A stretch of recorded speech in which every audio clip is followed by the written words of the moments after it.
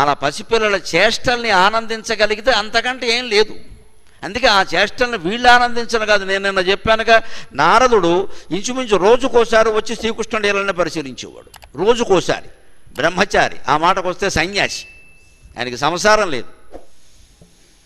శ్రీకృష్ణుడు ఎలా ఉన్నాడు, ఏం ప్రతి లీల అద్భుతమే. ఇప్పుడు రోలుకు కట్టేసింది, నన్ను చెప్పుకున్నాం కదా, ఆ రోలుకు కట్టేసిన వాడిని చూడడానికి వచ్చాట. చూసి వెంటనే నారదుడు ఏమన్నాడో ఇక్కడ కృష్ణకర్ణామృత కవి లీలాసుకుడు చెబుతున్నాడు. రోలుకు కట్టేసినటువంటి బాలకృష్ణుడిని చూసి నారదుడి భావన ఎలా ఉందంటే, వరమియముపదేశమాద్రియధ్వం నిగమవనేషు నితాంతచారఖిన్నాక విచునుత భవనేషు వల్లవీనాం ఉపనిషదర్థం ఉలూఖలే నిబద్ధం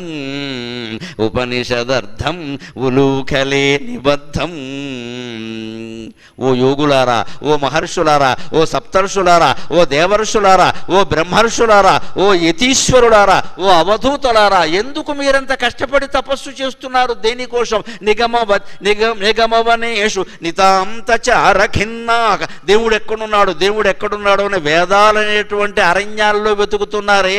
చీమల దూరణ చిట్టడివి, కాకులు దూరణ కారడవి. వేదం అంటే ఎవడికి అర్థమైంది కనుక ఎంత చదివితే తెలుస్తుంది. ముందు కంఠస్థం చేయడమే కష్టం, మళ్ళీ ప్రవచించడం మరీ కష్టం, దాని అర్థం తెలుసుకోవడం మరీ కష్టం. ఇంత కష్టం ఎందుకు పడతారయ్యా? సులభంగా భగవంతుడిని మీ అరచేతిలో పెడుతున్నారు. రండి, మీకు ఓపుకుంటే, మీకు ధైర్యం ఉంటే, మీకు దమ్ముంటే చేదస్థం పెంచుకోకండి. నిగమవనేషు నితాంతచారఖిన్నాక వేదాలనేటువంటి అరణ్యాల్లో తిరిగి దేవుడు దొరక్క అందులోనే 4 వాదాలు వచ్చేసి అసదేవ అగ్ర ఆసీత్ సౌమ్య సదేవ అగ్ర ఆసీత్ అని ఉంటుంది వేదంలో. అంటే ముందేముంది అంటే సత్పదార్థం ఉంది అని ఒక చోట ఉంటుంది, ఇంకో చోట ముందేముంది అంటే లేని పదార్థం ఉంది. 2 వాదాలు ఉన్నాయి వేదంలో. ఏది నమ్ముతావు? సదేవేదమగ్ర ఆసీత్ ఇది వేదంలో మాట, అసదేవేదమగ్ర ఆసీత్ ఇది వేదంలో మాట. అంటే అది చర్చ ఈ జన్మకి తేమలతో. ముందేముందో ఎవరికి తెలుస్తుంది? చెప్పేందుకు ఒకడు ఉండాలి. చెప్పేందుకు ఒకడు ఉన్నాడంటే ద్వైతం, అద్వైతం కాదు. అద్వైతం అంటే అంతా ఒకటే. ఎవడైనా చెబుతున్నాడు అంటే ద్వైతంలోకి వచ్చాడు, తేలదు. అందుకే దైవతత్వం మనోవాచ మగోచరం అన్నారు. మనస్సుకు కనిపించదు, మనస్సుకు అర్థం కాదు, వాక్కులకు అర్థం కాదు. యతో వాచో నివర్తంతే అప్రాప్య మనసా సఖ. ఏ భగవత్ పదార్థాన్ని గురించి ఆలోచించడం నువ్వు మొదలు పెడితే మనస్సు ఆగిపోతుందో, మాటలు ఆగిపోతాయో, ఆ భగవత్ పదార్థం గురించి ఏం మాట్లాడతావయ్యా, ఏం ఆలోచిస్తావయ్యా? అనుభూతి చెందడం తప్ప.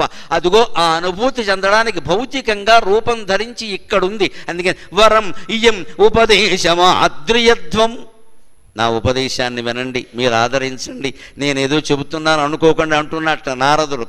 లీలాసుకుడు ఆయన చేత అనిపిస్తున్నాడు. నారదుడు భావాలు మనకు చెబుతున్నాడు. నేను చెబుతున్నాను ఏదో చిన్నవాడిని అనుకోకండి, మీకంటే చిన్నవాడిని కావచ్చు, మీరు మహాతపస్సులు చేయొచ్చు, కానీ నాకు లభించిన అదృష్టం మీకు కూడా కలగాలి. అందుకని చెబుతున్నా వరం ఇయం ఉపదేశమాద్రియత్వం. నా మాట వినండి, అనవసరంగా శ్రమ పడకండి. నిగమవనేషు నితాంతచారఖిన్నాక.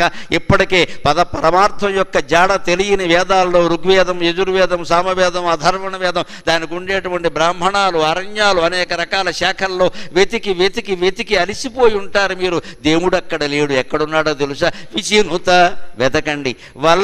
విచినిత భవనేషు వల్లవీనాం. ఈ గోప స్త్రీల ఇళ్లల్లో వెతకండి, దేవుడు దొరుకుతాడు.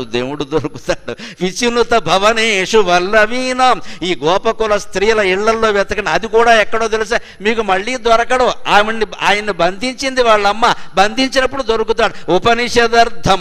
సమస్త ఉపనిషత్తులు ఈశ, కేన, కఠ, ప్రశ్న, ముండక, మాండూక్య, చాందోగ్య, ఐతరేయ, బృహదారణ్యకాది ఉపనిషత్తులన్నీ ఏ పరమాత్మ పదార్థాన్ని గురించి చెబుతున్నాయో ఆ ఉపనిషదర్థం ఉలూఖలే నిబద్ధం. ఇక్కడ రోటి కట్టివేయబడింది. రండి అని పిలుస్తున్నాడు నారదుడు. ఎంత అద్భుతమైన శ్లోకం ఇది. ఉపనిషదర్థం ఉలూఖలే నిబద్ధం. ఏమిటా ఉపనిషదర్థం? అది కృష్ణ పరమాత్మ జీవితానికి ఎలా అన్వయిస్తామండి? రాముడికి అనలేదు ఈ మాట, దశావతారాల్లో ఏ వ్యక్తికి అనలేదు. నిజానికి అవతారాలన్నీ ఉపనిషదర్థాలే, అన్నీ శ్రీమన్నారాయణమూర్తి అవతారాలే కదా. ఉపనిషదర్థం అంటే శ్రీమన్నారాయణమూర్తే కదా. కానీ ఒక కృష్ణుడికే వాడతారు ఇది.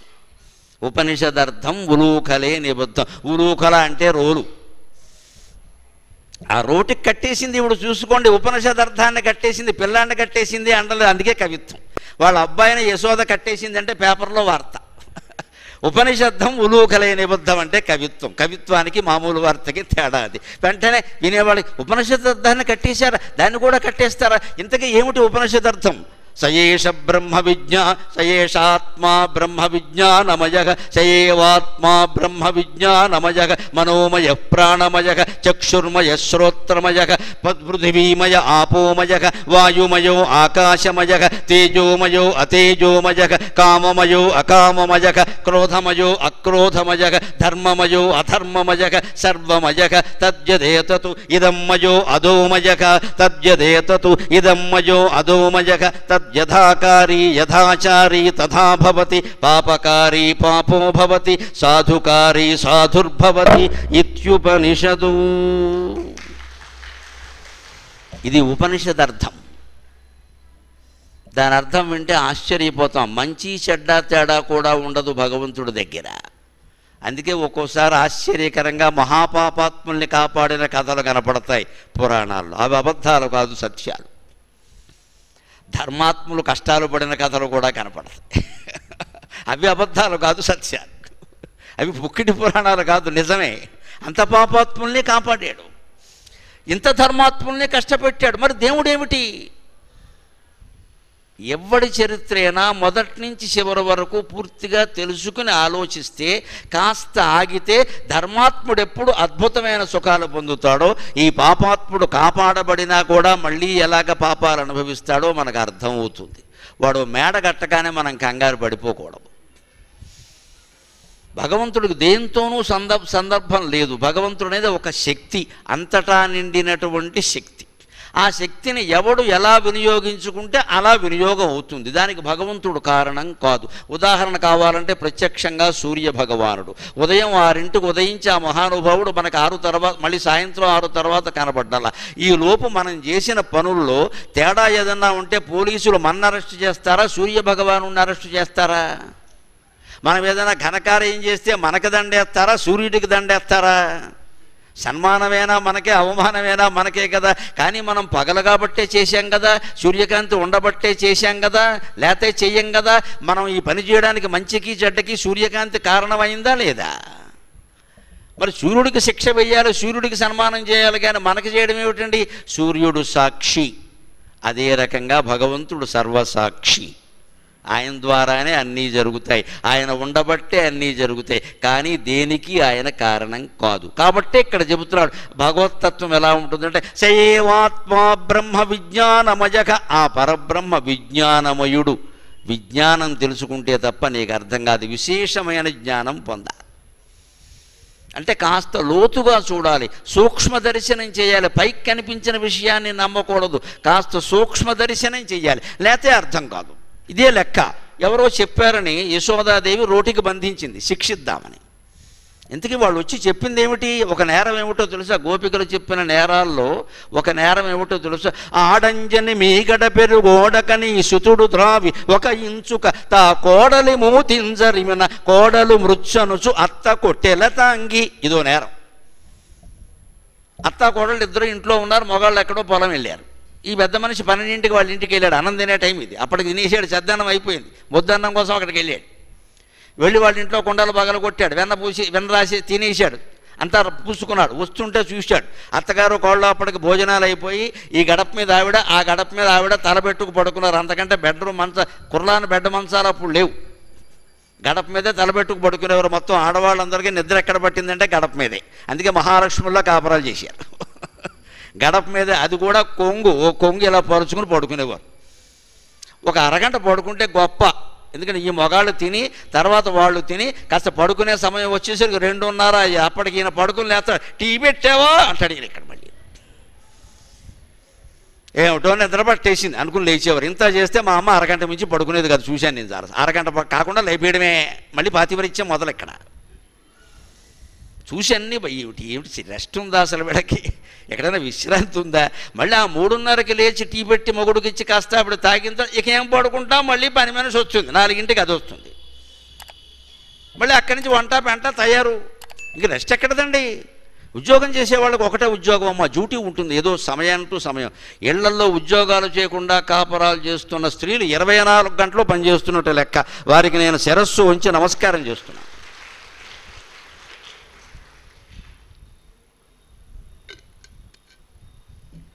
ఆఫీస్ పనికి సమయం ఉంటుంది, వంటింటి పనికి సమయం ఉండదండి. ఆఫీసు పనికి సెలవు ఉంటుంది, వంటింట్లో పనికి సెలవు ఉండదండి. ఆదివారం లేదు, అమావాస్య లేదు. కనీసం ఇదివరకు మరోలా అనుకోవద్దు చెబుతున్నందుకు. 3 రోజులు ఏదో కారణంగా వాళ్ళని విడిగా కూర్చోబడి, ఇప్పుడు అది కూడా లేదు, శుభ్రం కలిపేసారు, నమశివాయ. ఆ రకంగానే రెస్ట్ దొరికేది అనుకునే వాళ్ళని చిన్నతనంలో. ఆ రకంగానే రెస్ట్, ఇప్పుడు అది కూడా లేదు, కలిపి. మొత్తం మీద నిరంతరం శ్రమ, 24 గంటలు శ్రమ, జీవితం అంతా శ్రమ. ఆడదానికి అమావాస్య లేదు, ఆదివారం లేదు. మనకి పైగా వీళ్ళ మీద కామెంటరీ ఏమిటంటే, జాబ్ చేయటంలో నాట్ వర్కింగ్, ఎలాట్ వర్కింగ్ అని చెప్పాను నేను. అందుకే నాట్ వర్కింగ్ అంటే బుద్ధి లేదు, ఎలాట్ వర్కింగ్. ఉద్యోగం చేసే వాళ్ళకంటే ఇంట్లో ఉండేవాళ్ళు రెట్టింపు పని చేస్తున్నారు, వాళ్ళు ఇంకా రెట్టింపు గౌరవించాలి నిజానికి. అందుకని ఈ తేడాలు మనం చూడబట్టి అందరి దృష్టి సంపాదన సంపాదన సంపాదన సంపాదన, లేకపోతే ఎవరు గౌరవించరు.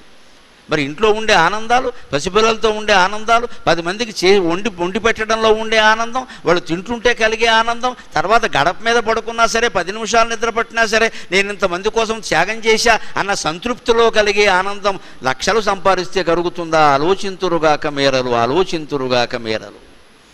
ఎన్ని లక్షలు సంపాదించినా కలుగుతుందండి. అందుకని ఇంతకీ చేసి ఆయన చేసింది ఏమిటి, వెళ్ళిపోతూ ఇద్దరు చెరో గడప మీద పడుకుంటే ఈ వెన్న చెయ్యి అత్త మూతికి కొంత, కోడల మూతికి కొంత రహస్యాడు, మళ్ళీ గొడవ లేకుండా. తర్వాత అత్తగారు కాస్త లేచి కోడల మూతి మీద ఉన్న వెన్న మరక చూసి, దిక్కుమాలిందానా, అనవసరంగా యశోద కొడుకుని అనుకుంటున్నావు, వెన్న తినేస్తున్నావు, నువ్వే తినేస్తున్నావు మొత్తం అంతా, అదిగో నోరు అన్నావు, మీ మూతి చూసుకోండి నాకంటే ఎక్కువే ఉందని కోడలనేది. ఈవిడ నువ్వు అంటే ఆవిడ మీరు అనే తప్పితే తిట్టు ఒకటే, వ్యవహారం ఒకటే, ఏకవచనం బహువచనం తేడా తప్పితే. వీళ్ళిద్దరూ దెబ్బలాడుకుంటూ ఉంటే అత్త కోళ్ళను, ఈయనేం చేశాడు, వీధి గుమ్మం దగ్గరికి వెళ్ళి తలుపు ఓరగా వేసి అందులో మా బాగా మా బాగా మా బాగా అని చూశాడు. అది సరదాకి చేసిన లీల, కానీ గంభీరంగా కృష్ణుడు కన్నీళ్లు పెట్టినంత పని చేశాడమ్మా ఈ పొరపాటుకి. ఎక్కడో తెలుసా, అయ్య బాబోయ్, చిన్నప్పుడు ఎప్పుడో సరదాకి చేసింది ఎలా కొట్టేస్తుందో దెబ్బ, కర్మయోగం అంటే ఇదే. కౌరవ పాండవ యుద్ధం అయిపోయింది, 100 మంది కౌరవులు భీముడి చేతుల్లో చనిపోయారు. గాంధారీదేవి అపారమైన కోపంతో ఉంది, ఆవిడ మహాసాధ్వి. ఆవిడ శపించింది అంటే 14 లోకాలు బాడి మసైపోతాయి. ఆ భయంతో ధర్మరాజు పెద్దనాన్నని పెద్దమ్మని పలకరించడానికి బయలుదేరుతున్నాడు. కృష్ణుడు వద్దని చెప్పాడు, ఈ వెళ్ళకూడదు, వాళ్ళందరినీ మీ వాళ్ళు చంపేశారు, యుద్ధం కావచ్చు ధర్మం కావచ్చు అది వేరే విషయం, వాళ్ళింటికి వెళ్ళి పలకరించడం ఏటయ్యా, కోపం తట్టుకోగలవా అంటే, లేదు లేదు మా పెద్దమ్మ ఏడుస్తోంది, మా పెద్దమ్మ ఏడుస్తోంది, నేను వాళ్ళని. ఈ ధర్మరాజు గారికి ఈ అహింస శాంతం విషయంలో ఓవర్ యాక్షన్ బాగా ఎక్కువ, డబల్ ఓవర్ యాక్షన్. అందుకే ఆయన జీవితంలో చాలా దెబ్బతిన్నాడు. అహింస శాంతం కరుణ మంచివే, కొన్ని సమయాల్లో అవి ఉండకూడదు. సైంధవుణ్ణి వేసేద్దామయ్యా అని అరణ్యవాసంలోనే భీముడు అర్జునుడు అంటే, దుస్సర ఒక్కగానొక్క ఆడపడుచు వదిలేయండి అన్నాడు. వాడు అభిమన్యుడిని వేసేయడానికి కారణమయ్యాడు. అరణ్యవాసంలో సైంధవుణ్ణి వేసేసి ఉంటే అభిమన్యుడు పోయేవాడు కాదు. ఒక్కోసారి మన కరుణ మనకి శత్రువు అవుతుంది.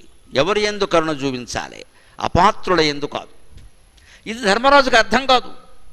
ఎంతసేపు అహింస అహింస అహింస. అహింస మంచిదే, కానీ సందర్భం వచ్చినప్పుడు హింస తప్పదు, అక్కడ పూనుకోవాలి. అందుకని అక్కడ జరిగింది ఏమిటంటే, వీళ్ళు వెళ్ళారు, వెడుతుంటే ఆవిడ ఏం చేయాలో తెలియక కృష్ణుడిని చెప్పించింది. అదిగో అంత యుద్ధానికి పైగా అందరికంటే ముందు ఆయన వెళ్ళాడు. కృష్ణ పరమాత్మ అంటే ఇది, భక్తుల్ని కాపాడడం అంటే కృష్ణ పరమాత్మను మించిన దైవం ప్రపంచంలో ఉండడం. ఆ భక్తుల్ని కాపాడడంలో ఆయనే ముందు ఉంటాడు. మరి ఏ దైవమైనా ఆయనకంటే తర్వాతే. పాండవుల్ని కాపాడుతాను అంటే కాపాడుతాను అంతే. నమే భక్త ప్రణశ్యతి, భగవద్గీతలో చేసిన ప్రమాణమే, నమే భక్త ప్రణశ్యతి. 5గురు వెడుతుంటే ధర్మరాజును వెనక్కి లేక ఆయన ముందు వెళ్ళాడు. ఎందుకంటే ఆ కోపం ఏదో తన మీద పడుతుంది. వెంటనే గాంధారీదేవి కోపం వచ్చి నువ్వే నువ్వే నువ్వే నువ్వే కారణం, ఎందుకు నువ్వు తలుచుకుంటే యుద్ధం ఆపేవాడు, విశ్వరూపం చూపించావు, గోవర్ధనం ఎత్తావు, పూతనను జంపావు, అన్ని మాయలు మహిమలు చేసావు, యుద్ధం ఆపలేవా? నీకు హింస కావాలి, నీకు భూభారం తగ్గాలి, నువ్వేదో పెద్ద ప్రణాళిక వేసుకుని వచ్చావు. అందుకని నా కొడుకు చనిపోయినట్టే ఒంటరిగా ఏ యోగి ఏ బంధువు లేకుండా దిక్కుమాలిన మరణం నిన్ను ఆవహిస్తుంది, ఖచ్చితంగా నా వంశం నాశనమైనట్టే నీ వంశం నాశనం అవుతుంది అని శ్రీకృష్ణుడు చెప్పించింది. కృష్ణుడు ఆనందంగా కొంగుబట్టి అమ్మా నీ శాపాన్ని నేను అనుభవిస్తాను, దయచేసి పాండవుల్ని ఏమీ అనద్దమ్మాడమా. అది కృష్ణ పరమాత్మ, అది కృష్ణ పరమాత్మ. భక్తుణ్ణి చివరి వరకు చెయ్యి పట్టుకుని నడిపించడంలో కృష్ణావతారం లాంటి అవతారం మరొకటి ఉండదండి. నువ్వు వదిలినా నేను వదిలిన అంటాడు కృష్ణుడు. అంతే, నువ్వు నన్ను వదిలేసినా నేను వదలను, నేను చూసుకుంటాను. ఇక్కడ పాండవులు ఏమీ అడగలేదు మమ్మల్ని రక్షించు ఆవిడ శాపం నుంచి అని. వాళ్ళు సిద్ధపడే వచ్చారు, కానీ కాపాడాడు. అప్పుడు అనుకున్నట్ట, చిన్నప్పుడు నేను ఇద్దరు మూతికి వెన్న రాస్తే వాళ్ళే రాసుకున్నారనుకుని కొట్టుకున్నారు, నేను చేసిన వాయేం తెలియక. ఇప్పుడు వాళ్ళు కొట్టుకుని నేను చేశానని అంటున్నారు. ఎప్పటికీ జీవుడికి దేవుడు అర్థం కాడురా అనుకున్నాడు ఆయన. దేవుడు లేన జీవుడికి ఎప్పుడూ అర్థం కాదు. వాడు చేసిన పని నా మీద పెడతాడు, నేను చేసిన పని వాడి మీద పెట్టుకుంటాడు. మనలో చాలామంది ఇక్కడే దెబ్బతింటాం. ఏదో జరిగితే దేవుడు దయ అనుకో, మరి మనం చేసామంటే అలాగే ఉంటుందండి, ఇంకోటి చేయి తెలుస్తుంది. మనం ఎప్పుడు అంతేనండి, అసలు మనకు అది తెలియదండి. మనం అడుగెట్టామంటే అది నెగ్గాల్సిందే. మనం పట్టిందల్లా బంగారం అంటాడు ఒక్కొక్కడు అహంకారంతో. వీడు బంగారం పట్టుకుంటే మట్టి అయిపోతుంది, అది సమస్య. వీడు పట్టిందల్లా బంగారం కావడం నిజమే, కానీ బంగారం పట్టుకుంటే మట్టి అయిపోతుంది. ఈ అహంకారాలు పనికి రావండి. అది కర్తృత్వ భావన అంటారు దీన్నే. ఈ కర్తృత్వ భావనే మనల్ని ముంచేస్తుంది. నువ్వు సంసారం చేయడం, వ్యాపారం చేయడం, వ్యవసాయం చేయడం, ఉద్యోగం చేయడం ఏదైనా చెయ్యి, పెద్ద విషయం కాదు అది. నేను చేశాననే భావన ఉండకూడదు. అది జరిగింది, it's going on, I'm not doing. ఆంగ్లంలో చెప్పాలంటే అంతే, it's going on, I'm not doing. నేను చేయడం లేదు, అది జరుగుతుంది, అంతే. ఈ భావనే భగవద్గీత సారాంశం. నేను చేయడం లేదు, అది జరుగుతోంది అంటే దాని ఫలితాన్ని మనం అనుభవించక్కల. ఎందుకని అన్నీ ఆయనే. ప్రాణమయక, చక్షుర్మయక, మనోమయక, శ్రోత్రమయక, చక్షుర్మయక, క్రోధమయక, అక్రోధమయక. కోపము ఆయనే, శాంతము ఆయనే.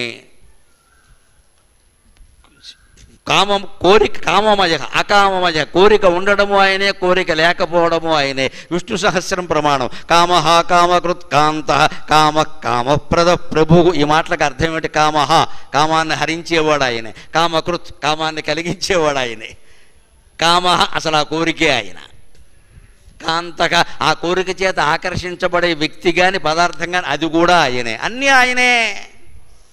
ఇది నేను అనుకోవడం వల్లనే మనకి ఈ హాని వస్తుంది. నేను కాదు, జీవితం జరుగుతోంది, ఈ శరీరంతో జీవితం జరుగుతోంది, ఇది భగవంతుడి దయ వల్ల జరుగుతోంది అనే భావన నిరంతరం మనస్సులో ఉండాలి. ఉంటే ఏదో ఒక నామస్మరణతో మనం జీవితాన్ని హాయిగా గడిపేయగలుగుతాం. అందుకని ఉపనిషదర్థం అంటే అర్థం అది. ఆయనకి తెలుసును కాబట్టి గాంధారి శాపాన్ని అవలేలుగా అనుభవించాడు. మీరు భాగవతంలో శ్రీకృష్ణుడు మరణించినటువంటి సందర్భం చూస్తే జాలేస్తుంది, నిజంగానే జాలేస్తుంది. అంతటి మహానుభావుడికి అదే ఆ మరణం. 16,000 మందిలో ఒక్క ఆడది దగ్గర లేదండి ఏడవడానికి కూడా. పాండవుల్లో ఒక్కడు లేడండి. పైగా తల్లి తండ్రి ఉండగా చనిపోయాడు. ఆ వసుదేవుడు ఎంత ఏడిచాడో, ఆ దేవకీదేవి ఎంత ఏడిచిందో. తల్లి తండ్రి ఉండగా కొడుకు చనిపోవడమా? 125 సంవత్సరాలు ఈయనకున్నాయండి నిర్యాణాన్ని. 125 ఈయనకున్నాయంటే 160 వాళ్ళకుంటాయి కదా. ఆనాటి ఆయుర్దాయాలు అటువంటి. ద్వాపర యుగంలో మనిషి ఆయుర్దాయం 1000 ఏళ్ళు, మనిషి పొడుగు 12 అడుగులు. కర్ణుడు సహా, దుర్యోధనుడు సహా పాండవులందరి పొడుగులు లెక్కలు ఉన్నాయండి వ్యాసభారతంలో. ఆశ్చర్యపోతాం మన. 12 అడుగులు మనిషి పొడుగు. ఆడవాళ్ళు అంతే, మగవాళ్ళు అంతే. ఒక అరడుగు తేడాగా ఉండేవారు అందరూ అంతే. 12 అడుగులు. ఆయుర్దాయం 1000 ఏళ్ళు. కలియుగంలోకి వచ్చేసరికి ఆయుర్దాయం 60 ఏళ్ళు, పొడుగేమో 6 ఏళ్ళు. మరి ఇంకా 60 ఏళ్ళు దాటి ఎందుకు బతుకుతున్నారని షష్ఠిపూర్తి చేసుకోమనేది అందుకనే. షష్ఠిపూర్తి నాడు ఈ ఆయుర్దాయం ముగిసిందని పాడి మీద పడుకోబెడతారు. దాన్నే ఉగ్రరథ శాంతి అంటారు. పాడి అంటే బాగుండదని. ఉగ్రరథం అంటే పాడే. ఉగ్రుడు అంటే ఎవరు? శివుడు. ఉగ్ర కపర్ది శివుడు. శివుడు పడుకునేది ఏమిటి? పాడే. ఈయనకి ఆయుర్దాయం ముగిసింది. భగవంతుడా ఈయనకి మళ్ళీ ఆయుర్దాయం ఇయ్యనే మంత్రాలు షష్ఠిపూర్తిలో చదువుతారు. చదివప్పుడు ఏం చేస్తారంటే 60 చేసి 120 చేస్తారు. 120 వరకు ఎలాగో ఉండడం అది వేరే విషయం. లేకపోతే మనిషికి ఆయుర్దాయం 60 ఏళ్ళే. ఇలాగ కోపము ఆయనే, శాంతము ఆయనే, కోరిక ఆయనే, కోరిక లేకపోవడం అంతే కదా, ధర్మము ఆయనే, అధర్మము ఆయనే.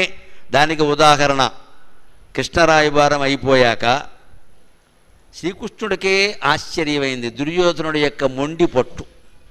ఆయన ఆశ్చర్యపోయాడు, ఏమిటిది, మూర్ఖుడా, ఇంత మూర్ఖుడు ఎక్కడైనా ఉంటాడా అని. సభలో ఆయన ఏదో అన్నాడు, ఈయన ఇవ్వనన్నాడు, అవన్నీ 5 ఊళ్ళు అడిగినా అయిపోయాక బయటకు వచ్చాక దుర్యోధనుడు శ్రీకృష్ణుడిని విందుకు పిలిచాడు. బావా అవన్నీ వ్యవహారాలు పక్కన పెట్టు అంటే, దుర్యోధనుడు అంటే డొనాల్డ్ ట్రంప్, ఓ పక్కేమో $30 కోట్ల సాయం చేస్తాడు, ఇంకో పక్కేమో నాకు నోబెల్ శాంతి బహుమతి కావాలంటాడు, వాడే బాంబులు వేయిస్తాడు. ఇరాన్ మీద బాంబులు వేయించేది వాడే, $30 కోట్ల సాయం చేసేది వాడే. ఇదంతా ఎందుకు, నోబెల్ శాంతి బహుమతి. వీడికి శాంతి బహుమతి వస్తే శాంతి బహుమతి రద్దు చేయడం మంచిది. అలాగే ఉంటుంది. దుర్యోధనుడు అంటే డొనాల్డ్ ట్రంప్, మళ్ళీ వాడు పుట్టాడు. మనం పొరపాటు పడకూడదండి. జై విజయులు 3 అవతారాలు కాదండి, 4వ అవతారం ఉందండి. మొదటిది హిరణ్యకశిప హిరణ్యాక్షులు, రెండోది రావణ కుంభకర్ణులు, మూడోది శిశుపాల దంతభక్తులు, 4వది డొనాల్డ్ ట్రంప్, ఎలాన్ మస్క్. డబ్బుతో వాడు, అధికారంతో వీడు ప్రపంచాన్ని ముంచేస్తారమ్మా, అనుమానమేలా. ఎక్కడైనా వాళ్ళంతా వాళ్ళు భారత్ పాకిస్తాన్ వాళ్ళు సంధి చేసుకుంటే నేనే చేశాను, నీ బొంద చేసావు ఇక్కడ, నువ్వు చెబితే వినే రకమా నరేంద్ర మోడీ. ఏదో మాటలు చివరికి ఒప్పుకున్నాడు కదా నేను చేయలేదని. అన్నీ అబద్ధాలే. దుర్యోధనుడు అంతే. అందుకే ఏమిటి అంత మూర్ఖంగా ఉన్నప్పుడు కృష్ణుడు బయటకు వచ్చాక విందుకు పిలిచాట. నేను విందుకు రానని చెప్పాడు.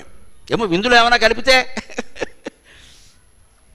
అని, బాబా నన్ను విందుకు పిలిచావు కాబట్టి చనువుగా అడుగుతున్నావు, నీవేనా అమాయకుడువా, ఎలా గెలుస్తావయ్యా, భీష్మద్రోణులు ఎవరూ నేను సమర్థించట్లేదు కదా, పోనీ ధర్మరాజు ఏమైనా అర్ధరాజ్యం కూడా కాదు కదా, 5 ఊళ్ళు అడిగాడు కదా, ఏవో 5 ఊళ్ళు పారాయిచ్చు కదా, ఎందుకంత చిచ్చు తెచ్చిపెడుతున్నావంటే దుర్యోధనుడు గొప్ప జ్ఞానిలా మాట్లాడాడు. నా హృదయంలో ఉన్న ఈశ్వరుడు నన్ను ఎలా ప్రేరేపిస్తున్నాడో అలా చేస్తున్నాను బావా, నన్ను మన్నించు అన్నాడు. అది దుర్యోధనుడు యొక్క జ్ఞానం. ఇప్పుడు ఎవరు కర్త అండి, ఎవరు తప్పు, ఎవరు విలన్, ఎవరు హీరో? అందరూ హీరోలే, అందరూ విలన్లే. అందుకే ధర్మమయో అధర్మమయగా పరబ్రహ్మ పదార్థం కృష్ణుల్లోనూ ఉంది, దుర్యోధనుల్లోనూ ఉంది. దాన్ని వాడు అలా వినియోగించుకున్నాడు, ఈయన ఎలా వినియోగించుకున్నాడు. ధర్మరాజు మాత్రం ఏమైనా సక్రమంగా వినియోగించుకుని అన్ని ధర్మాలు మరి పేకవాడు ఆడమన్నాడండి. పేక ప్రపంచంలో బోళ్ళంతమంది ఆడారు. కోడిపందాలు తీవ్రంగా ఆడేవాళ్ళు కూడా ఎవడో పెళ్ళాన్ని పెట్టలేదు. మరి వీళ్ళందరికంటే దుర్మార్గుడు ధర్మరాజు పెళ్ళాన్ని పెట్టాడు. ఎవడిచ్చాడు ఆయనకి అధికారం? పెళ్ళాన్ని పెడతావు పేకట్లో, ఆవేశం, ఒళ్ళు తెలియని ఆవేశం. అక్కడ ధర్మం ఉండదు ధర్మరాజు గారికి. పేకాట ఆడేటప్పుడు ధర్మం ఉండదు, పెళ్ళాన్ని పెట్టేటప్పుడు ధర్మం ఉండదు. కానీ ఆ ఓడిపోయినటువంటి నియమాలు పాటించడంలో ధర్మం వచ్చేస్తుంది. ఏమనాలి దీన్ని? ఓవర్ యాక్షన్ అంటారు. అసలు నువ్వు తప్పు చేసేటప్పుడు జాగ్రత్త పడకుండా దాని ఫలితం వచ్చేసరికి ఇంకా అనుభవిస్తా, నీతో పాటు వాళ్ళు అనుభవించారు. ఇప్పుడు తోడబుట్టిన పాపానికి, కట్టుకున్న పాపానికి. అంచేత అహింస, కరుణ, ఉదారవాదానికి ఒక పరిమితి ఉంటుందండి. ఎప్పుడైనా సరే ఉండవలసిన చోట కఠినంగా ఉండకపోయినా ఖచ్చితంగానైనా ఉండాలి. అదే మానవ జీవితం అంటే లెక్క. నువ్వు కఠినంగా మాట్లాడదు, ఖచ్చితంగా చెప్పు, నాకు ఇది కుదరదు, నేను చేయను. ఇంట్లోనైనా సరే బయట నాకు కుదరదంటే నేను చేయనండి. చేసుకుంటారు చచ్చినట్టు. వారేమనుకుంటారో వీరేమనుకుంటారో. జీవితం ఈవేళ ఆధునిక కాలంలో 2025 లాంటి సంవత్సరాల్లో సవ్యంగా సాగాలి అంటే ఒక్కటే మాట అండి, నేను జీవితానుభవంతో చెబుతున్నా. ఎస్ అనడం కంటే నో అనడమే చాలా ముఖ్యమండి. చాలా విషయాలకి నో అనడం బాగా నేర్చుకోవాలి. నేను చేయను, నా వల్ల కాదు, నన్ను ఇబ్బంది పెట్టద్దు. ముఖ్యంగా మహిళలమ్మ మొహమాటాలు మీకు చాలా ఎక్కువ. ఉదారవాదం, లలితాదేవి అవతారాలు కదా, బాగా ఇచ్చేస్తారు. ఎవరిని అడిగితే వాళ్ళకి డబ్బులు ఇచ్చేస్తారు, సాయం చేసేస్తారు. వాళ్ళ ఇంట్లో అప్పడాలు వడియాలు మీరు పెట్టేస్తారు, మీ ఇంటికి మాత్రం వాళ్ళు రారు. ఈ ఉదారవాదం పనికిరాదండి. ఏది చెయ్యగలమో అదే చెయ్యాలి. మన ఆరోగ్యం పాడైపోయి ఒళ్ళంతా హోణం అయిపోయాక ఎవడూ రాడండి మన పలకరించడానికి. ఎక్కడ మనం చేయగలిగినవే చెయ్యాలి, లేనిది చేయలేనని చెప్పాలి. 10 మంది చుట్టాలు ఇంటికి వచ్చారంటే క్యాటరింగ్ వెంటనే ఏమనుకోకుండా అబ్బాయి నాకు ఓపిక లేదు అంతే. అందరికీ ఒత్తేసి చేసామనుకో, కొడుకులు కోడళ్ళు అందరూ వెళ్ళిపోతారు. తర్వాత సావాల మొగుడు వెళ్ళం. ఇక్కడ ఒకడికాళ్ళు ఒకడు పిసుక్కుంటాను. శుభ్రంగా 9 ఇంటికి వచ్చారు అంటే ఏం మొహమాటం లేదురా, నా వయసు 70, మీ నాయన వయసు 75, మాట్లాడకండి క్యాటరింగ్ అని చెప్తే పంపించేస్తారు. గొడవలేదు. తింటారు, అందరూ కలిసి తింటారు. ఏమైంది? కొంపలు అంటుకున్నాయి. ఇవాళ మనకు కావాల్సిన క్యాటరింగ్లు అనేవి దొరుకుతున్నాయి ఇక్కడ. అప్పుడు ఉపయోగించుకోవాలి, రోజు కాదు. ఇక్కడ రోజు కాదు ఆరోగ్యాలు పాడయ్యేలాగా, అవసరమైనప్పుడు ఉపయోగించుకోవాలి. చాకిరీ అంటే ఎక్కడా? ఈ తత్వంతో మనం బతకాలి అంటే శ్రీకృష్ణుడు జీవితాన్ని అర్థం చేసుకోవాలి. అదే ఉపనిషద్ అర్థం. ఆయన చెప్పే చోట ఖచ్చితంగానే చెప్పాడు, చేసే పని ఖచ్చితంగానే చేశాడు. రాయబారం విఫలమవుతుందని తెలుసు, కర్ణరాయబారం మరీ విఫలమవుతుందని తెలుసు, అయినా 2 పనులు చేశాడు. శ్రీకృష్ణ లీలలు ఆశ్చర్యకరంగా ఉంటాయి. భగవద్గీత అర్జునుడికి ఎందుకు బోధించాడండి? మమకారం వదిలి యుద్ధం చేయమన్నాడు. కర్ణుడి దగ్గర చెప్పిన మాట ఏమిటండి? మమకారం కోసం యుద్ధం మానేయమన్నాడు. అయ్యో బాబోయ్, శ్రీకృష్ణుడు అర్థం కావడం ఎవరికీ సాధ్యం కాదు. వ్యాసుడికి ఏమైనా అర్థమయ్యాడేమో, నాకైతే అర్థం కాల. నాకు ఎప్పటికీ తేలది భగవద్గీత ఎందుకు చెప్పావు? ఆయన్నేమో మమకారం మానేసి యుద్ధం చేయమంటావా? కర్ణుడి దగ్గరికి వెళ్ళి మీ అమ్మ 10 నెలల ప్రాయంబున నిన్ను కన్న తల్లి కుంతని పద్యాలు పడతావా? కన్య ప్రాయమునందు భాస్కరుని గరుణ 10 నెలల మోసి నిన్ను గన్న పడతి గుంతి నీవు రాధేయుడవు కావు నిశ్చయముగా. ఇప్పుడు ఈ బాంబు వాడి దగ్గర పేల్చాలా అర్జెంటుగా? ఇది మమకారం బాంబు కాదా ఇది? మరి వాడు యుద్ధానికి సిద్ధపడుతుంటే వాడిని మమకారం చూపించమంటావా? మమకారం చూసి మమకారం కోసం భీష్ముడిని చంపలేను, ద్రోణుని చంపలే, మొత్తం వేసేయంటావా? ఇదే కృష్ణ లీల. అందుకే కృష్ణుడివి లీలలు. రాముడు జీవితం తెరిచిన పుస్తకం, కృష్ణుడి జీవితం నిగూఢ రహస్యం. ఉపనిషత్తులు అర్థమైతేనే భాగవతం అర్థమవుతుంది. అందుకే మనిషి మొదట భారతం చదవాలి. భారతం అంటే మన నిజ జీవితం, రామాయణం అంటే ఆదర్శ జీవితం, భాగవతం అంటే దివ్య జీవితం. ఈ మూడింటి మధ్య భేదం అది.